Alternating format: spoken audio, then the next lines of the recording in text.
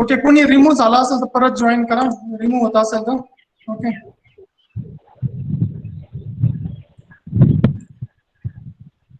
Okay, full screen is visible. Yes, sir. Okay, ठीक है. Yeah. So please everybody switch off your speaker as well as this video, right? Vishwajit तुमचा video आणि audio of करा. Video Sameer तुमचा video off करा. नंतर Dinkar Darade video off करा तुमचा. दिनकर दराडे व्हिडिओ ऑफ करा तुमचा.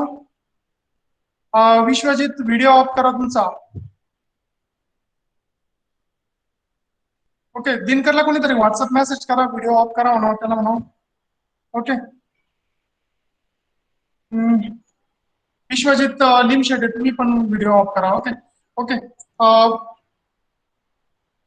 Okay, we are going to start now, right? Is slide visible? One person can answer, right? Yes, sir. Yes, sir. Okay, now switch off your audio. We will start now. Okay. So today's our lecture is on the biochemical basis of the fluid therapy. So we have sad news here. This one is our cattle, and it has been injured, right? So a lot of blood is oozing out from the head. So a lot of loss of blood is there. So blood loss means fluid loss will be there. Okay. So today's lecture we are going to see the content of the today's lecture is a fluid therapy.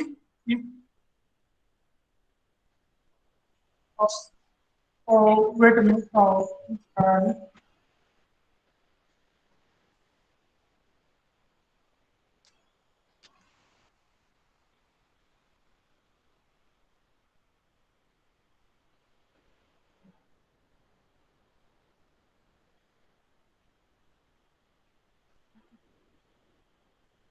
We will start from beginning, right? Again.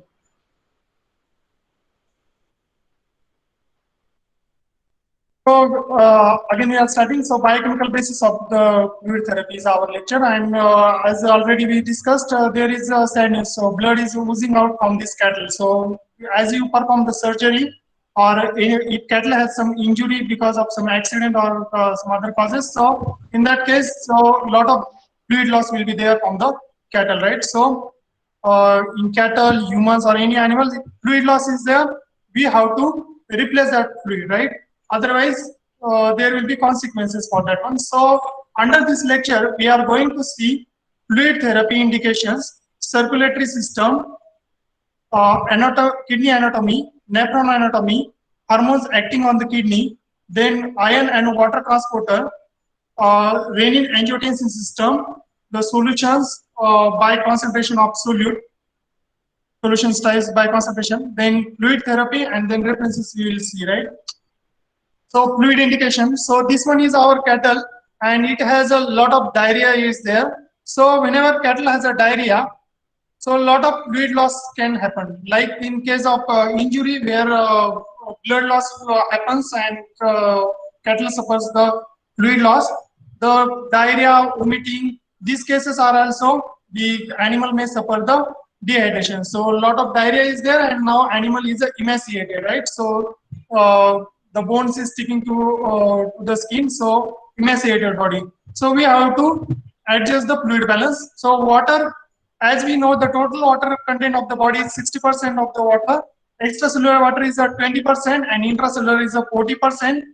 Out of extracellular, 5% is the plasma volume, and 15% is the interstitial fluid. Okay, intracellular means inside the cell, and interstitial means inside the tissue spaces. Okay, plasma means inside the blood. So this one is our blood circulatory system, and we want our blood plasma volume to be maintained so that this system maintains. So shortly we'll discuss. So this one is a lung.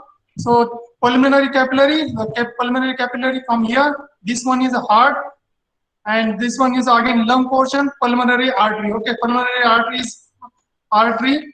So here blood is getting supplied, pulmonary artery, and from here oxygenated blood is supplying to the whole body. So this one is the body portion.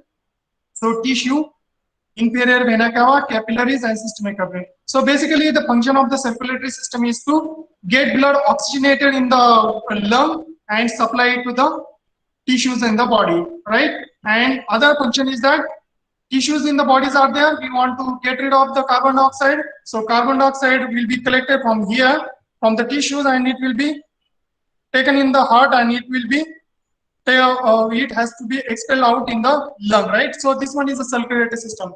So whenever there is a fluid loss, so overall blood volume of this circulatory system decreases, right? And when blood volume in the circulatory system decreases, it means that there is a less nutrition to our body, less oxygen to our body.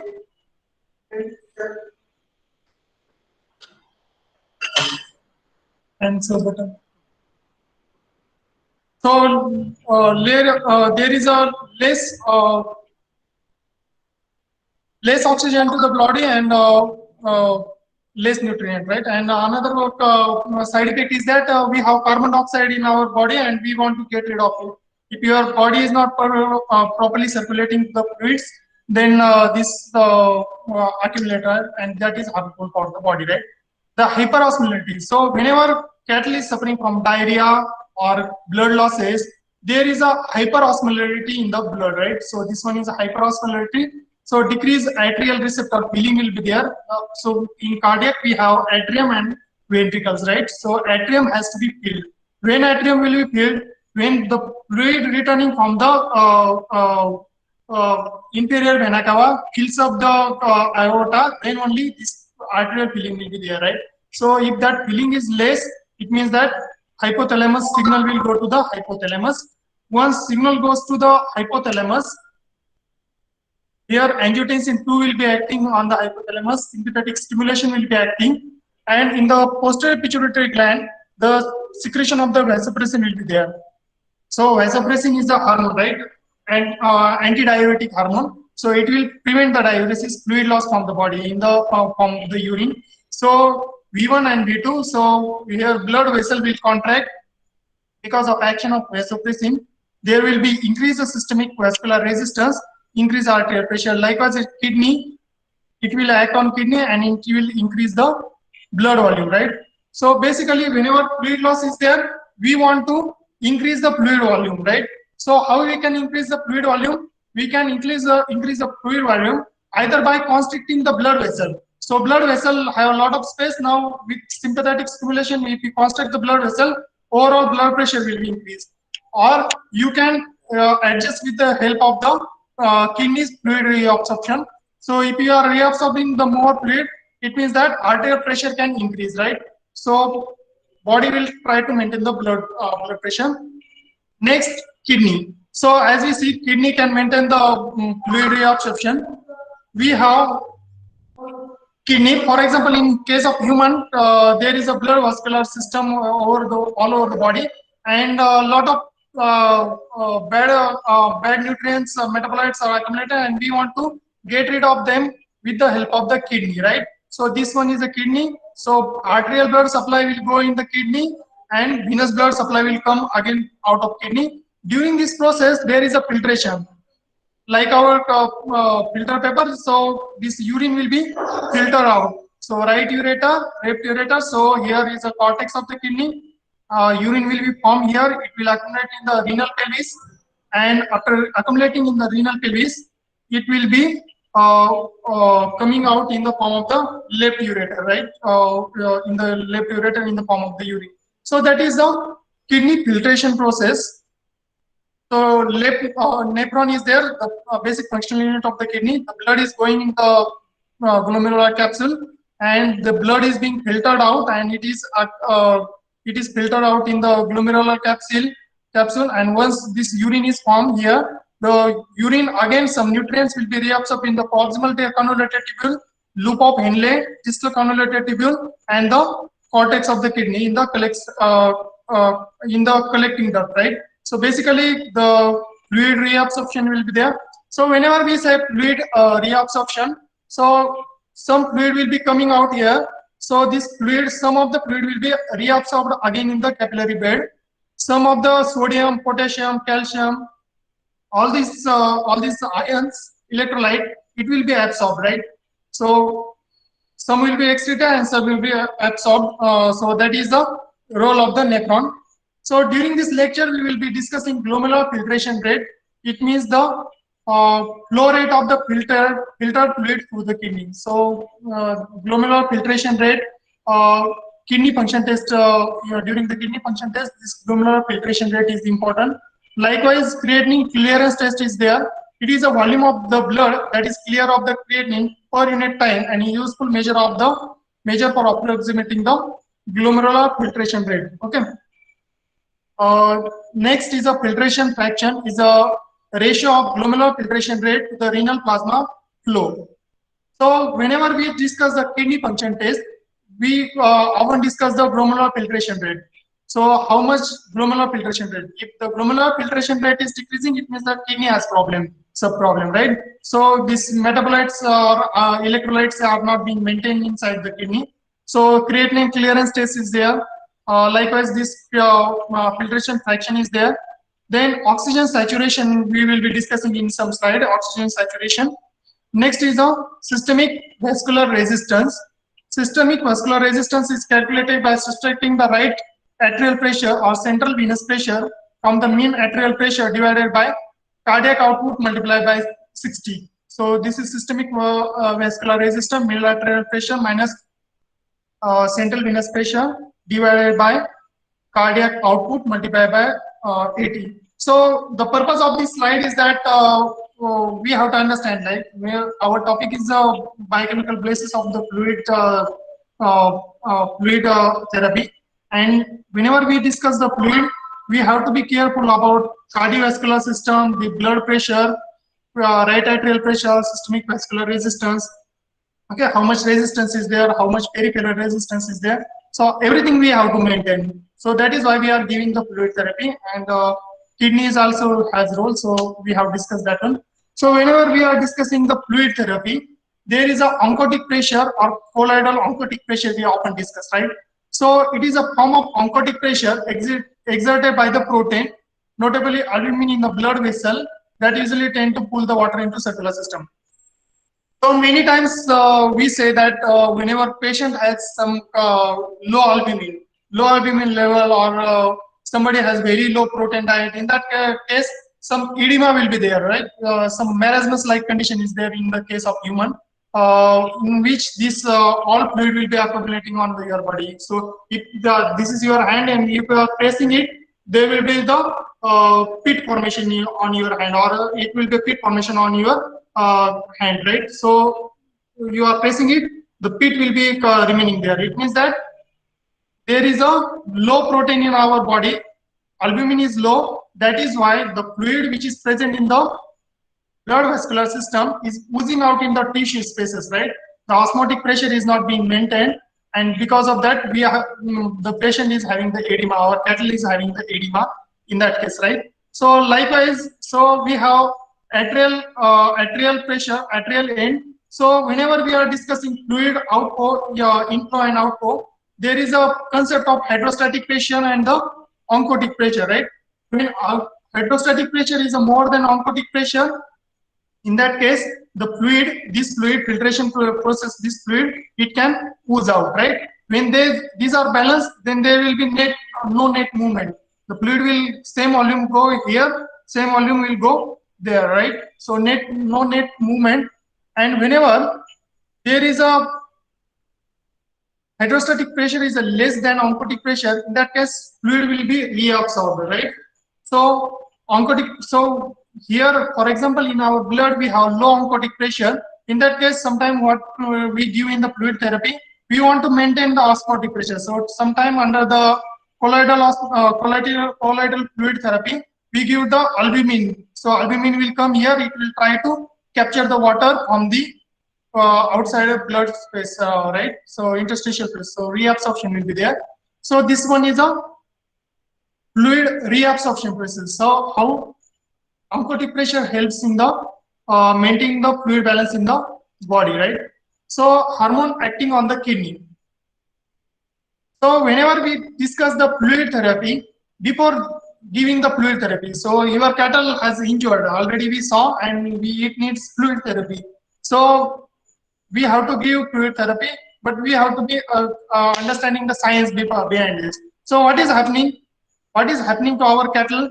It is losing a lot of blood. It is having diarrhea. So what happens is that first is these things we have discussed: apparent, efferent arteriole, and this one is a capsule, glomerulus, plasma, proximal cannulated, distal cannulated, tubule, loop of Henle. This one is a collective tubule. So whenever blood pressure decreases, right? So blood loss is there, means PP will decrease, right? So one of the things I remember that every time somebody is falling down from the bike, or somebody has accident, doctor will try to check your blood pressure first. Why they are checking it first? Because once you are falling down from your bike, it means that you may have some blood loss, right? And that blood loss will be in the form of the internal hemorrhage, internal organ hemorrhage. So lot of hemorrhage can be there. So what happens in hemorrhage is that as you fall down, lot of blood is accumulating in your body cavities. Because of that one, lot of fluid loss will be there from the blood circulatory system, and that causes the decrease in the blood pressure, right? So this one is a decrease in the blood pressure. It causes the efferent arterial constriction, right? So this efferent arteriole is there, which is taking out the blood from the glomerulus. It will constrict, and as it constricts, it will increase the glomerular filtration rate and filtration fraction. So filtration fraction we have discussed. So it will increase, but with compensatory sodium reabsorption. Okay, so GFR will increase, glomerular filtration rate will increase as BP falls, but the sodium which will come in here, it will start reabsorbing. See, here in the distal cannulated tubule, sodium is being reabsorbed. So angiotensin causes the reabsorption of the sodium. So net effect is the preservation of the renal function, filtration fraction in the low volume state, with simultaneous sodium reabsorption, both proximal and distal, to maintain the circulatory system. So whenever we discuss fluid therapy, one of the thing you all student knows that whenever we discuss fluid, we discuss sodium. The sodium and fluid water goes hand in hand, right? Once your body's sodium loss is more, it means that you will have the less fluid. So sometimes it is common practice that if you feel more dehydrated, or doctor will give some electrolyte therapy, or sometimes you will increase some pinch of salt in your diet, right? That will cause the increase thirst, and you will probably drink more water. So that is a relation of the sodium with the water. So as we discussed, angiotensin decrease the BP, increase the GFR and the filtration pressure, and increase the sodium reabsorption. Next is that aldosterone. Aldosterone secreted in the response to decrease blood volume. Okay, so blood volume is less. It causes the increased potassium reabsorption, causes increased sodium reabsorption, increased potassium secretion, and increase the hydrogen secretion. So these are the effect caused by the aldosterone. Basically, it is increasing the sodium reabsorption again, right? So sodium reabsorption means that water is being retained, right? So ADH vasopressin is there. ADH vasopressin increase the plasma osmolarity and decrease the blood volume. Okay, increase plasma osmolarity and decrease blood volume. They are secreted in response to increase osmolarity, decrease blood volume, and they bind to receptor of the principal cell and increase the aquaporin and the water. Okay, so whenever fluid loss is there, ADH hormone is there. ADH means antidiuretic hormone. So your plasma fluid loss is more. It means that blood volume is low. Blood volume is low. It means that plasma osmolarity is high. Plasma osmolarity is high means you will have the increased aquaporin receptor. Okay, and aquaporin will cause the increased water reabsorption. So whenever something is coming inside our body, it means that it will need some receptors, right? So aquaporin channel is there. So this aquaporin channel, for example, they are here, and they are taking the water from these tubes to inside, right? So it will cause water retention. Likewise, the sodium reabsorption, is sodium channel will be there, sodium potassium channel. The sodium will be coming from inside this distal convoluted tubule to the your interstitial fluid, right? So that is the channels. So there, that also we'll see. Another hormone is the atrial natriuretic peptide. So this is secreted in response to the increased arterial pressure. So sometimes your arterial pressure is more. In that case, it causes the increased glomerular filtration rate and increase the sodium filtration with no compensatory sodium reabsorption in the distal nephron. Net effect is the sodium loss and the volume loss.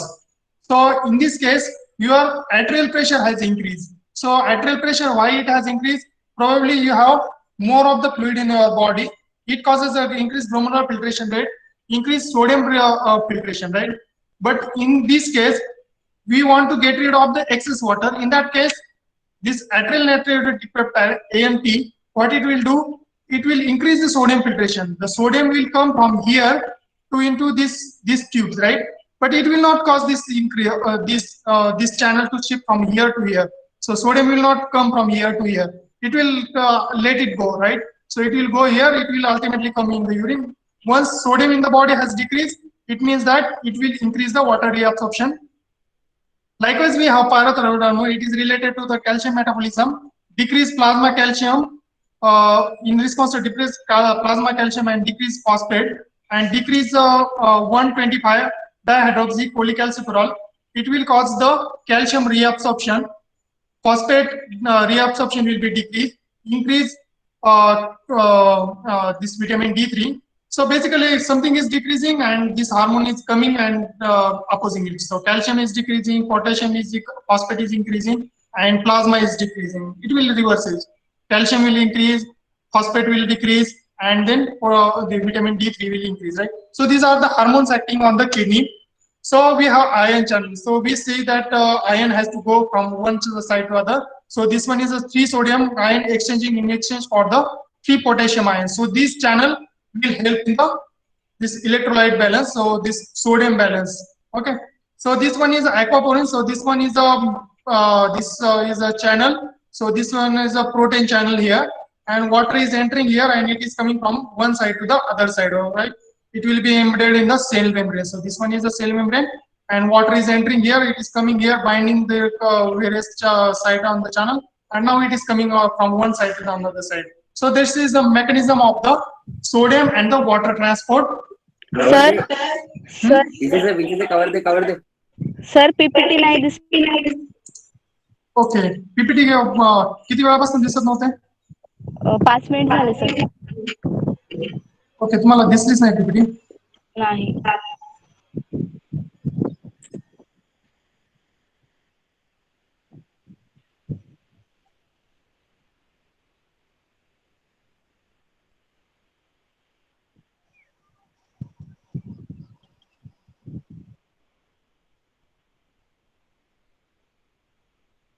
आता दिसते?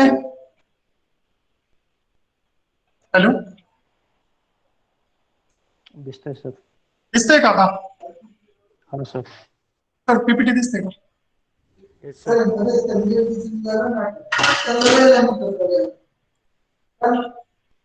PPT दिसते.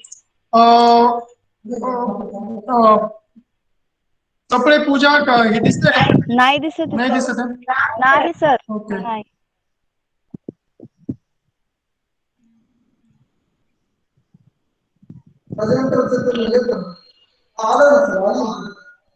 दिसते PPT? आता दिसते का? दिसते? नाही. Is it visible now? No sir, network नसेल मे बी. Yes sir. एकदा पूजा तुम्ही एकदा बंद करून परत चालू करून बघा. बाकीचं कोणाला दिसतंय का? हो सर, पाहते. आदेश दिसते का? पीपीटी दिसते आदेश? हो सर दिसायले. दिसते ना? दरवाजे पण लावून ठेवायचे सर आपण. बाहेरचा साऊंड येतो. माझ्यामुळे याचा आवाज होतो, माझाच आवाज होतो.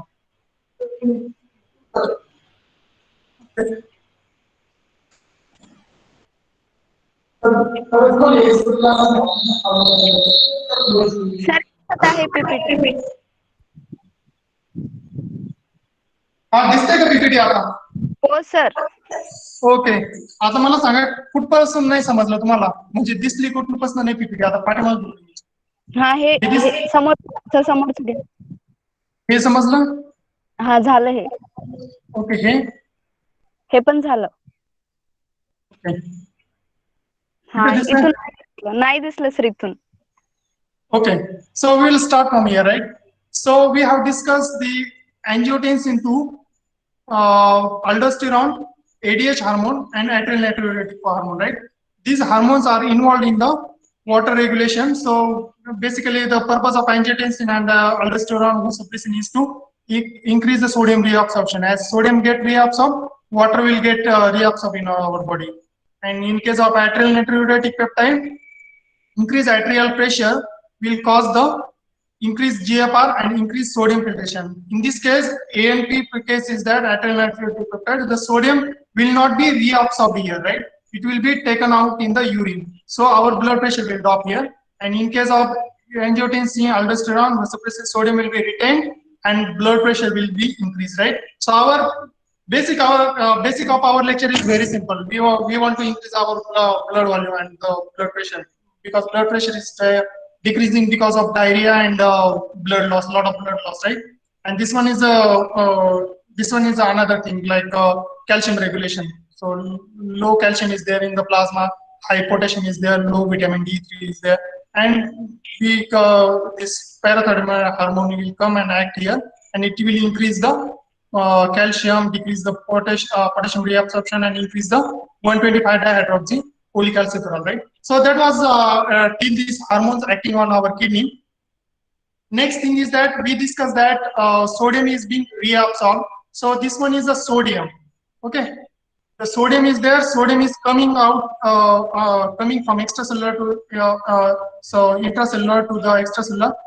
So we can see outside sodium concentration kiti hai? How much is the concentration? 150 millimolar, right? And inside concentration is a 30 millimolar. And we are saying that we are taking 3 sodium into the outside. So we say that we want to take more sodium, where sodium is already more.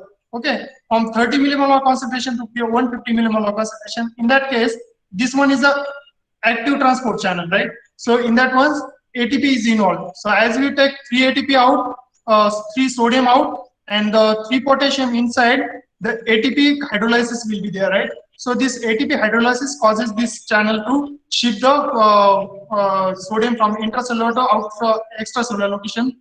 Though extracellularly already there is a high potassium sodium is there, and likewise in case of potassium is already high inside. Still we are pushing more sodium intracellularly, right? So this one is a ATP dependent channel. Next one is a water channel is there.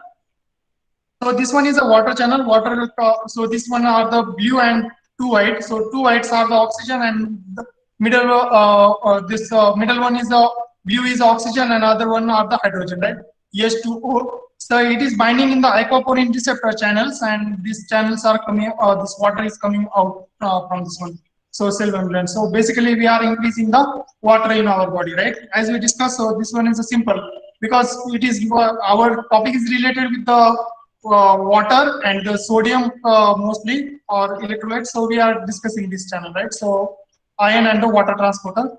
Next one is a renin-angiotensin system, right? So what is happening? So mechanism we are saying renin-angiotensin system. So very important system. Whenever you have fluid loss, we have renin-angiotensin system. So this is our liver. This one is a lung, kidney. So basically 2 kidneys, multiple location we have shown here. This one is the arteriole, right? Artery is there. Artery will go and branch into the smaller branches, and it will form the arteriole, right? So arteriole is there. Next is here liver is there. Liver will continuously synthesize the angiotensin II, and this angiotensin II has to be get converted into angiotensin I. So when this angiotensinogen get converted into angiotensin I, so there is a mechanism. So decrease renal perfusion. So animal has a lot of blood loss, lot of blood loss has causes what it causes. It will cause decreased blood flow to the kidney, right?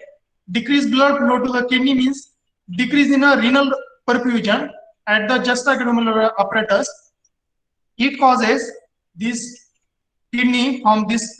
This is the red one is the kidney, and this yellow one is the adrenal gland. So in the adrenal gland, the adrenal cortex will synthesize the renin, and this renin will be synthesized here in response to low blood pressure, means decreased renal perfusion. So now renin has synthesized, right? So renin will come here. Liver has already produced angiotensinogen. Now renin will act on it, and it will produce the angiotensin 1. Okay, so first reaction is there. Next, lung is there. Surface of the pulmonary and renal endothelium secrete the ACE. ACE is a angiotensin converting enzyme. So in the lung, this angiotensin 1 gets converted into the angiotensin 2 with the help of ACE. Okay, so ACE will convert angiotensin 1 to angiotensin 2. Next, what happens with this angiotensin 2? It will again go and it will act on the adrenal gland, this cortex, and here cortex, this aldosterone is secreted, right? Adrenal cortex, in the adrenal cortex, this aldosterone is being secreted. And what this aldosterone does? So this one is our blood vessel. Okay, this one is our blood vessel. We have sodium, potassium, chlorine, and water here. And our aim is to take this the increase of flow of this one. So basically, sorry, this one is our tubular reabsorption, right? Tubular sodium, chlorine reabsorption, and sodium potassium excretion, water retention. Okay. So what this aldosterone does? So this one is our tubule. Okay. So kidney tubules we already saw nephron. So we have a lot of fluid loss, and we want to adjust that fluid loss, right? So this sodium will come from this tubule, kidney tubule, to the body, right? So this will be coming from tubules to the inside. As sodium comes, water will also come along with that, right? So aquaporin transporter will increase, and it will also come inside, right? So water reabsorption will also increase. Likewise, the potassium get reabsorbed in the tubule to excrete in the urine. Chlorine will be reabsorbed in the body. So that is the action of the aldosterone. So as we have less blood volume, this system will be activated. Angiotensin to angiotensin 1, angiotensin 2 to aldosterone secretion, and then basically fluid balance. Likewise, the angiotensin 2 will act on the sympathetic will activate the sympathetic activity. So a lot of whenever some lung therapy is there, this angiotensin AC receptor acting that we are giving, right? That is another action. Next, angiotensin 2 will cause arteriolar vasoconstriction and increase in the blood pressure. Next, our blood volume is low, and we want to adjust our blood flow to all organs. In that case, what we will do, this angiotensin will come and it will constrict this arterioles. Once arterioles get constricted, it means that the blood can pump to the other organs, right? So basically it is vasoconstriction and increase the blood pressure and maintaining our nutrient and oxygen requirement. Next, this angiotensin will come here, it will go to pituitary gland. Okay, here it will go inside our brain, right? So pituitary gland is there, posterior lobe is there. It will act here on the hypothalamus, and it will send positive signal. Let's secrete the ADH, antidiuretic hormone. Now antidiuretic hormone has been secreted. It will come here. It will come to the collecting duct. Now in the collecting duct, this water is there, and we want to reabsorb the water. So this water will get reabsorbed from this collected duct into our body, right? So this one is this portion is our body portion. This one is our kidney portion, nephron portion. So water is coming out. Likewise here, sodium and water is coming out. So that is reaction basically. Angiotensin 2, ADH, aldosterone, and basically water is getting reabsorbed, right? So basic outcome is the water and salt retention, effective circulatory volume. So we have to monitor circulatory volume. Perfusion of the juxtaglomeralar apparatus is increased, right? So that is a renin angiotensin aldosterone system, which will be helpful in the regulation of the fluid balance in our body, right? So same renin-angiotensin system. So increase sympathetic activity, decrease blood pressure, decrease sodium delivery to distal tubules in the kidney. The kidney will cause sodium and water retention. So sodium and water retention, how it will cause sodium retention? It will increase the renin secretion. Renin will activate angiotensin gene to the angiotensin 1. Angiotensin will get converted by the angiotensin converting enzyme into angiotensin 2. Angiotensin 2 will go in the brain. It will activate the ADH and it will act on the kidney. Likewise, angiotensin 2 will go in the adrenal cortex. It will activate it will produce the aldosterone and it will act on the kidney. What kidney is doing now? It is retaining the sodium and the water. What is the outcome? Our blood pressure was low, sodium was low. So now sodium has retained, water has retained, so blood volume will increase, cardiac output will increase. As blood volume and cardiac output will increase, how we will know that our blood volume and cardiac output has increased? We will see arterial pressure, right? Arterial pressure has increased, and yes, we are systemic vascular resistance will increase, right?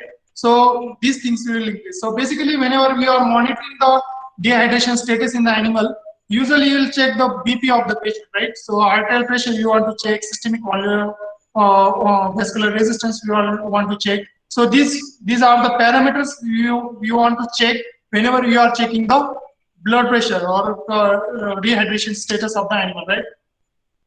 Next, so that was about the less blood pressure. Now, for example, the cardiac distension is there, sympathetic stimulation is there, angiotensin is there.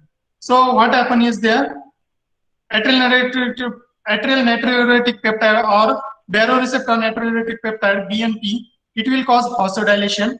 It will decrease the BP, decrease the blood volume. How it will decrease? It will act on the kidney, increase the glomerular filtration rate. It will cause renin to decrease. It will cause decrease in angiotensin 2 and the aldosterone. It will cause the natriuresis. Natriuresis means the loss of the sodium in the urine. And once sodium has lost, the blood volume will decrease, blood pressure will decrease. So here our heart is distending a lot of distension of the heart is there. In that case, the sympathetic stimulation is happening. As we saw, atrial natriuretic function is the natriuresis. It decreases the sodium from the body. So sodium has decreased. How it has decreased? By decreasing renin, decreasing angiotensin 2, decreasing aldosterone, right? And basically blood volume decreased, blood pressure has decreased, right? So that is another mechanism. When you have increased blood pressure, you can maintain the blood pressure via this mechanism, right? So this one is on right carotid artery, left carotid artery, and whenever some increased blood pressure is there, we have this receptor is there, baroreceptor. So sometimes people with a lot of blood pressure will feel the distension here, right? The carotid artery near your neck. So that is the baroreceptor acting on that, and it can activate this pathway, previous pathway, the decreased renin angiotensin and leading to loss of sodium and decreased blood volume, right? Basically decreasing blood pressure. So this can do this. Next we have fluid therapy. So coming to the some basic mechanism we have discussed now. Fluid therapy. So if animal has a lot of fluid loss, we have to give the fluid therapy. So here in the intravenously we are giving fluid. Okay. So solution type by concentration of solutes. So whenever solution we are giving, we can give isotonic solution, hypertonic solution, or hypotonic solution. Isotonic solution is a solution that has the same solute concentration as another solute. So we have our cell here, and we are giving solution here. We are, for example, we are putting this our cell inside this solution, and this one is an isotonic solution. This solution has the same concentration. Cellच्या आतमध्ये जितके inside how much solute are there, same amount of solute is there outside. So there is a net movement of the water particle, and overall concentration of both sides of the membrane remains the constant, right? So these solutes, it will transport from inside to outside or outside to inside. So solution will transport in the both direction. So water will move out as well, move inside also. Next is a hypertonic solution, a solution that has a higher solute concentration than another solution. Water molecule will move out, causing the crenation. So this one was our cell, and we have put it into the 40% solution. That was isotonic was 20%. Here is a 40%. So we have a lot of solutions. So this green molecule. So this green molecule, these are all solute. They are a lot of in a lot of concentration. So what happens is that the water will move from inside the cell to the outside. If a lot of this solute molecule is there, 40% solute concentration. So basically, this one is a hypotonic solution, taking the water out of the cell. Next is a hypotonic solution. So this one is our cell, and we can see here only two solutes are there. It is a representative 10% solute concentration. It means the solution has a lower solute concentration than the another solution. The water particle will move into the cell, causing the cell to expand and eventually lyse. So what happens? The water will move in the direction of the higher solute, right? Solute is more inside, so water will move from outside into the inside, and this cell will expand, right? So initially it was like this, so now it has expanded and it may burst, right? So if you are putting cells in the isotonic solution, it may burst or it may cause the increased water retention, right? So based on our condition, which dehydration is there, we have to give the solution accordingly, right? So this one is a equine therapy, the type of electrolyte composition, selective composition. So whenever we are giving electrolyte, so basically whenever dehydration is there, there is some loss of this sodium, chlorine, potassium, calcium, magnesium is there, osmolarity will increase. So we are giving crystalloid and colloids. Crystalloid is giving as a resuscitation and the maintenance. Solution is a normal R about laboratories. So this just one example.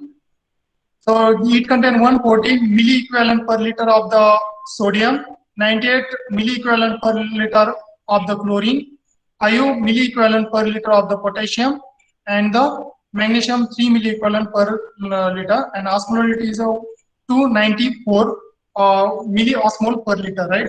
So likewise in the resuscitation, the various this all normal are lactated ringer solution, 0.9% NaCl means normal saline we are saying normally. So it contains the various concentration of these solutes. So these are used as a resuscitation and maintenance. Then resuscitation, we can give a hypertonic saline 7.2%. For maintenance, we can give normal EM or 5% dextrose, plasmalite 56 and 5% dextrose. Likewise, colloid. So colloid is rarely used, but still we are quoting here beta, starch, and extend. So this we can use as a electrolyte therapy, right? Or equine. So equine resuscitation parameter. So once you have given these electrolytes, any of these electrolyte as per requirement, we can see the goals, right? Whether our resuscitation means blood volume has decreased and now whether it has increased or not. We can check it with the help of cardiac parameter or end organ perfusion. So cardiovascular parameter we see capillary refill time we can see. For example, neonates less than 2, in adults less than 2. Mean arterial pressure we can check. In adults it should be greater than 65. Lactate millimole per liter we can check, it should be less than 2.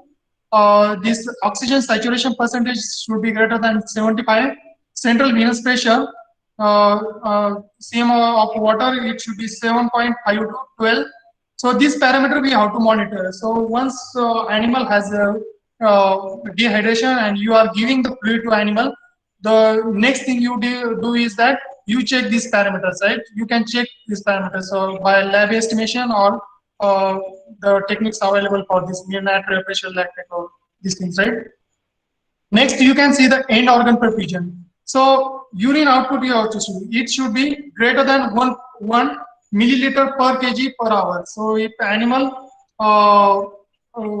based on animal's weight, it should be 1 ml per kilogram per hour. So for example, 10 kilogram dog is there, it means that it should give the urine output of 10 ml per hour, right?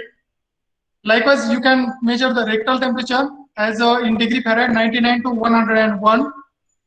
Extremities you can check warm. So why we are checking extremities? Why extremities should be warm?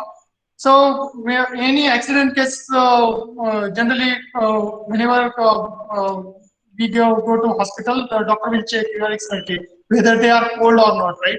If they are cold, it means that lot of fluid loss has happened in the body. The blood is not reaching our extremities, and that causes the coldness of the extremities. In order to overcome that, we give fluid and we see whether extremities are becoming warm again or not, right?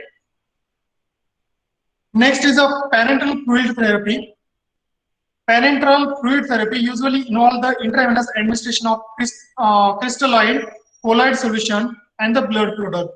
The choice of the fluid, amount of the fluid to be infused, and the rate of infusion rate is determined by indication of the fluid therapy, right? So basically, we are giving the crystalloid, colloids, and the blood products in the parenteral fluid therapy. Parenteral means we are giving intravenously, right? Crystalloid solution is used to resuscitate the patient. So in case of human, for example, resuscitate the patient who is a hypovolemic to correct the pre-water deficit in the dehydrated patient, to replace the ongoing fluid loss and to meet the fluid requirement of the patient who cannot take the fluid orally. So we have the patient who is hypovolemic, his loss of water has decreased lost. In that case, that patient is dehydrated and we have to replace that fluid. So we have option. We can either go to crystalloid or the colloid, but generally in case of at least in humans, this crystalloid solution is a preferred, right? Colloid solution. Likewise, the colloidal solution is there of albumin is there, may be indicated in case of monotherapy or in combination with the crystalloid solution in a severe cases of low oncotic pressure, especially in the children. Okay, so colloidal, we are saying we are giving the albumin, right, in the colloidal solution. Why we are giving albumin? Already we have discussed that in order to maintain the blood osmotic pressure, albumin is the most essential. If patient has a low albumin or proteinuria, albuminuria, in that case, the lot of albumin is getting lost in body. For example, somebody has some kidney failure, some kidney is not working properly. A lot of fluid albumin will be coming filtered from the urine, right? Because the normally kidney has to retain the albumin, it is not retaining, so albumin will be lost. In that case, the water, this edema will be there. So here, colloidal, this albumin can be given in the low oncotic patient. In the case of severe bleeding, use the blood product may be considered. If severe blood bleeding is there, you may want to give some blood product also, like you want to give some blood cells also, because you have to maintain the oxygen also in the body. Likewise, you can give platelets also, because these are helpful in the clotting also. If you are just giving fluid, IV fluid, and you are not, and severe blood loss is there, it means that your blood will not clot, right? Because plasma or the platelets is less, and because of that one, you have to give some blood products also if bleeding is severe. All patients on the fluid therapy should be closely monitored using the combination of clinical parameter and laboratory tests to determine the end product of fluid therapy, right? So clinical parameter already we saw mean arterial pressure and cardiac parameter, and the end organ parameters like urine output test. This we can see, right? Crystalloid solution is there. Aqueous solution. So we saw that we can use the crystalloid solution or the colloid solution. So now we are going to discuss the crystalloid solution. So these are the aqueous solution with the various concentration of the electrolyte is there. Most commonly used the fluid in the hospital setting, in case of humans. So this one is the most used. Crystalloid increases the intravascular volume. So intravascular volume increases. The extent to which they do this depend on the effect of the fluid component. So based on fluid compartment. So coming to our topic, right? Biochemical basis of fluid therapy. So we expect whenever fluid therapy is there, we expect to see these things, right? So this one is a 0.9% NaCl. Why we are giving 0.9% and not giving 0.1%? Because we need isotonic solution, right? And 0.9% is an isotonic solution. So this one is a normal saline, 0.9%. Ringer lactate solution, it has a composition more similar to our body fluid composition. So sometimes during the acidosis phases, we don't recommend this normal saline. We recommend the ringer lactate. So animal is acidotic, we give the ringer lactate solution. Likewise, 5% dextrose solution. If animal has a very poor body condition, we want to give it some glucose also, right? Some energy also. So 5% dextrose can be used. So these are IV therapies. So coming to crystallite. So type of crystallite solution, first column. Next is a crystallite solution. Effect of fluid compartment, specific indication where it has to use, and risk. So what are the risks? Okay, hypertonic solution can be given. 3% NaCl you can give. So what if you are giving 3% NaCl? What will happen? Intracellular volume will decrease. Extracellular volume will increase. Okay, as more sodium is coming in the blood circulatory system, the more extracellular cellular volume will increase, right? Severe acute hyponatremia cases, we can give this therapy. And risk are the osmotic myelinolysis. Myelinolysis can happen, right? Hypotonic solution is half the normal saline. Normal saline is a 0.9%, half of it is a 0.45% NaCl. It can increase the intracellular volume, it can increase the extracellular volume, and indication is for the replacing water deficit, maintenance of the fluid therapy, no longer recommended for the patient with the 28 days to 18-year-old. So this is in case of human or post-operative and the medical acute care setting. So if you are giving hypotonic solution, what are the risks? We already discussed, right?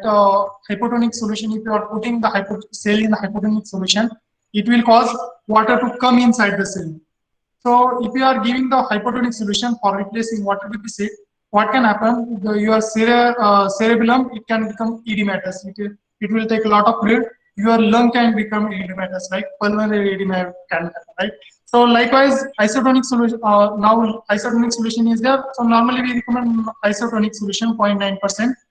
No change in intracellular volume will not change. It is used in the fluid resuscitation, maintenance fluid therapy, but side effect that is that hyperchloremic acidosis will happen. So whenever we are giving the sodium chloride 0.9%, we want to give the sodium. Alongside the chlorine is coming, right? So this chlorine can cause the hyperchloremic acidosis. Now ringer lactate solution is there, or Hartmann solution is there. It can increase the extravascular volume, minimal elevated intracellular volume.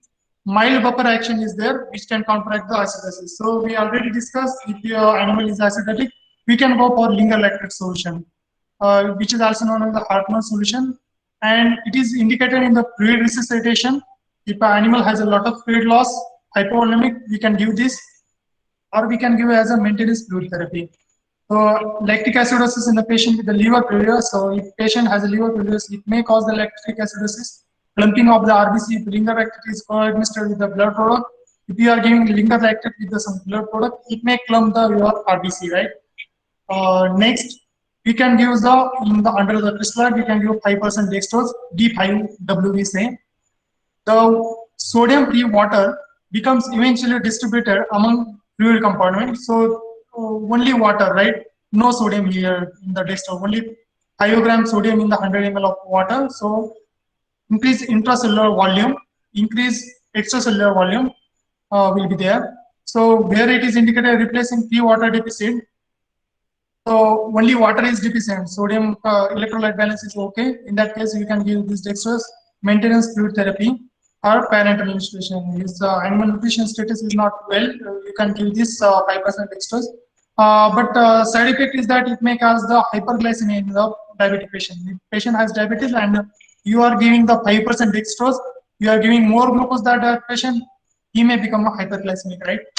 So next is a colloidal solution. A colloidal is a high molecular weight substance that mostly remain confined to the intravascular compartment and thus generate the osmotic pressure. So colloidal is given to increase the osmotic pressure.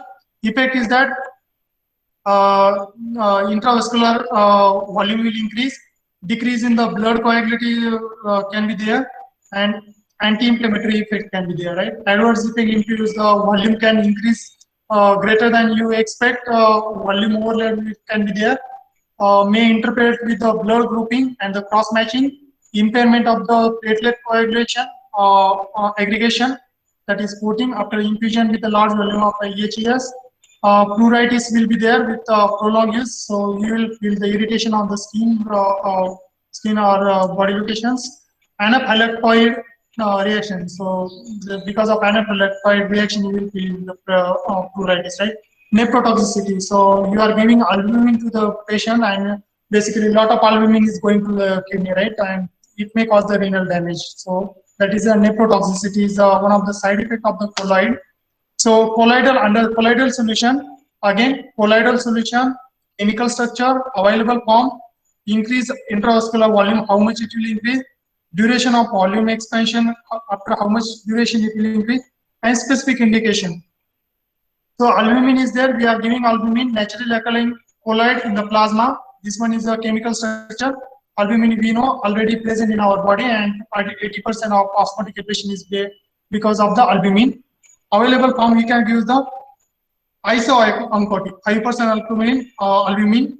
It will cause the 80% of the administered volume increase during after 16 to 24-hour duration. 25% albumin is a hyperoncotic. It will cause intravascular volume increase by 200 to 400% of the administered volume. And specific indication is in the acute management of the severe burn. If patient has a severe burn and a lot of protein has been gone out from the body, and we want to maintain immediate pressure or blood pressure, you can give albumin. Hypoalbuminic state like paracentesis, liver cirrhosis. So patient has a somebody is drinking a lot of alcohol and liver has damage. So what is happening?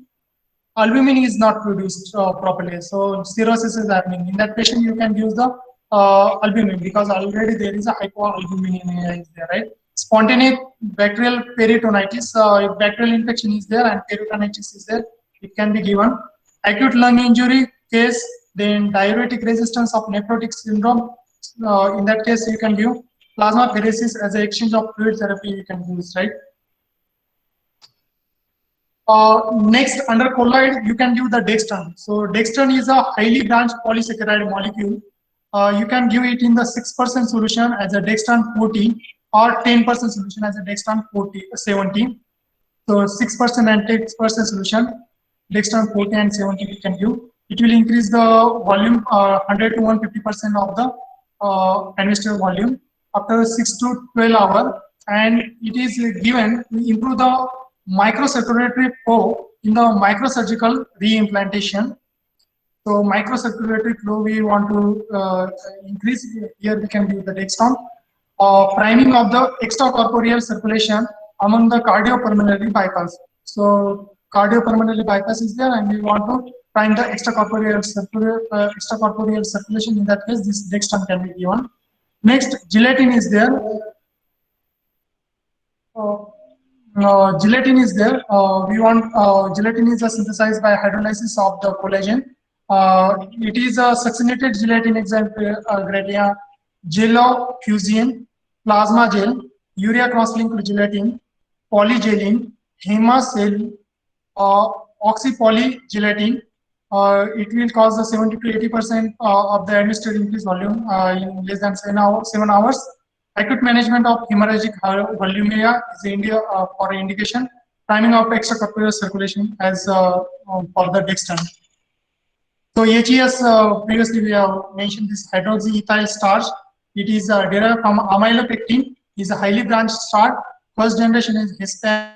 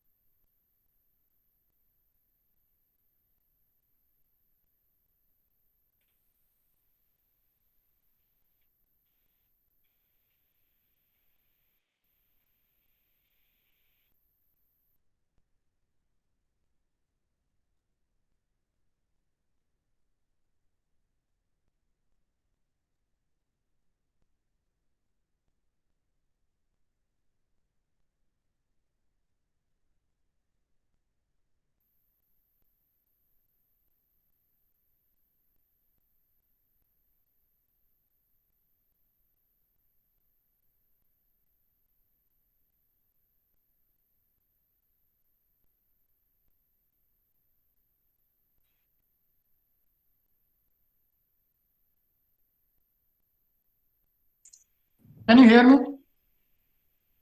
Vaibhav, can you hear me? Yes, Okay. sir. A light went. We'll start. Okay. So hydroxyethyl starch.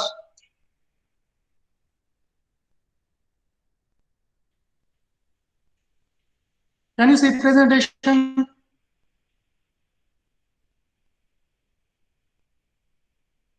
Can you see my screen now? Can you see my screen? Yes, sir. Yes, sir. Okay. So under colloidal solution, we can give hydroxyethyl starch, which is derived from the amylopectin, highly branched starch. It is a first generation with the hexpan, hexane, and tetra starch. It will cause 100% of the increase of the administered volume after 8 to 12 hours, and it is used for the acute management of the hemorrhagic hypovolemia. So once we have given the fluid therapy, crystalloid or colloid, you can measure the hydrodynamic parameter, pulse, blood pressure, capillary refill time, jugular venous pressure. This we have to monitor. We have to monitor the sign of IV complication of IV fluid therapy. Like we have to see the sign of fluid overload, tidal edema, increase on the pulmonary filtration, electrolyte imbalance, sodium imbalance, potassium imbalance, and we have to record the fluid intake as well as the fluid output. So how much fluid is administered and how much is coming out. For example, in the urine, output from surgical drains or the blood loss pieces and the urine. Okay, so these are the references. Thank you. Thank you very much for your attention. कारा तुमचे video एक 2 minute सुरू करा.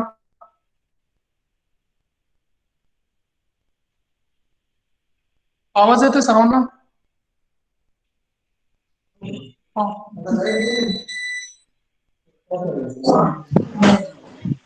येईल ना sir, येईल ना. तुमचा पेंडर हो सर करा.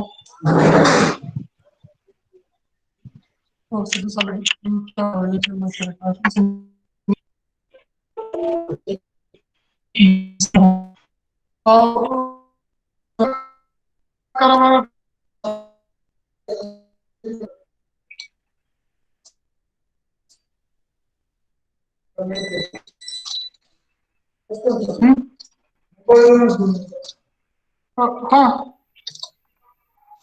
सर आता जोपर्यंत हे आहे ना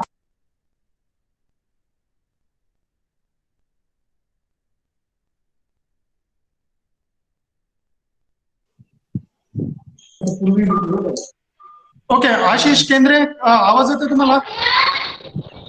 आशिष Yes, sir. लेक्चर आले, लक्षात आले तुमच्या लेक्चर?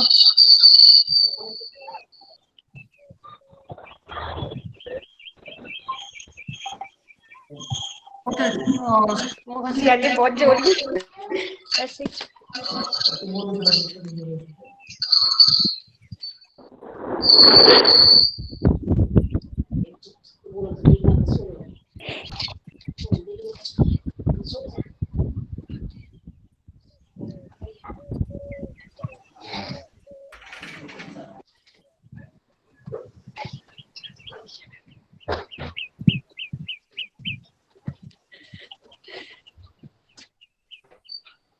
कुछ हंसी आ रही है बहुत जोड़ी.